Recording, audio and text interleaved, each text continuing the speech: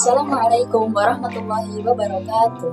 Perkenalkan, nama saya Hana Afifah Amandarianto, NIM K45200029 dari Prodi Pendidikan IPA FKIP UNS kelas A.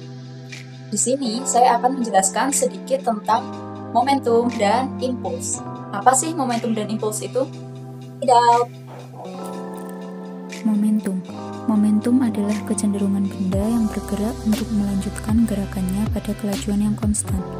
Momentum termasuk besaran vektor yang memiliki arah sama dengan kecepatan, di mana rumusnya P sama dengan M kali V. P adalah momentum yang satuannya kilogram meter per sekon, M adalah massa yang satuannya kilogram, dan V adalah kecepatan yang satuannya meter per sekon. Kemudian contoh penerapan momentum adalah pada tabrakan dua kendaraan.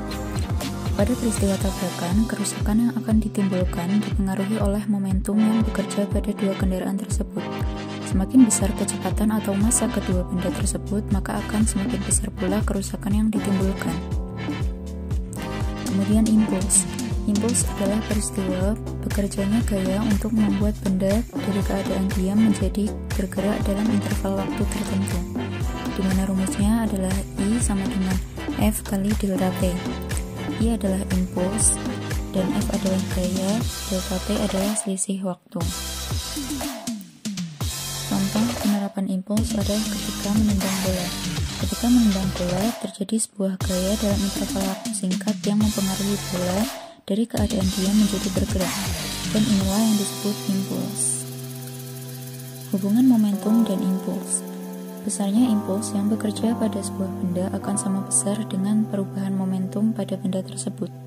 Jika tidak ada gaya luar yang mempengaruhi benda, maka jumlah momentum akan tetap sama karena jumlah momentum awal dan jumlah momentum akhir sama. Kemudian adalah macam-macam tumbukan. Yang pertama, tumbukan lenting sempurna. Tumbukan lenting sempurna merupakan tumbukan yang energi kinetiknya kekal, di mana pada tumbukan lenting sempurna ini energi kinetik total antara dua benda sebelum dan setelah tumbukan adalah sama.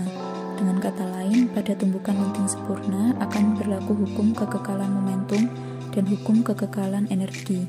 Contohnya adalah pada tumbukan antar atom. Yang kedua adalah tumbukan lenting sebagian. Tumbukan lenting sebagian adalah tumbukan antara dua benda yang jumlah energi kinetiknya sesudah terjadi tumbukan lebih kecil dibandingkan dengan jumlah energi kinetik sebelum terjadi tumbukan.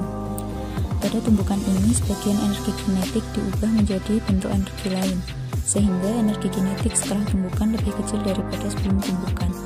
Adapun contoh tumbukan lenting sebagian adalah pada benda yang jatuh bebas dan mengalami pemantulan.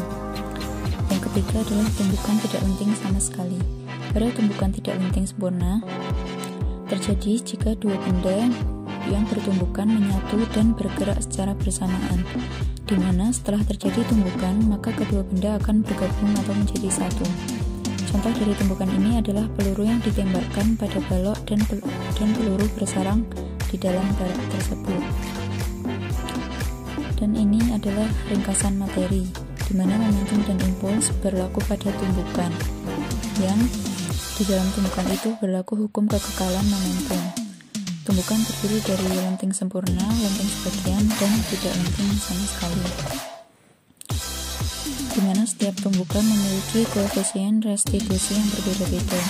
Untuk lenting sempurna, koefisien restitusinya 1, kemudian lenting sebagian adalah koefisien restitusinya lebih besar dari 0 dan lebih kecil dari 1, dan tidak lenting memiliki koefisien restitusi sama dengan 0. Adapun contoh lenting sempurna adalah tumbukan antar atom, dan kemudian lenting sebagian adalah bola yang memantul, dan yang tidak lenting contohnya adalah peluru yang bersarang di kayu.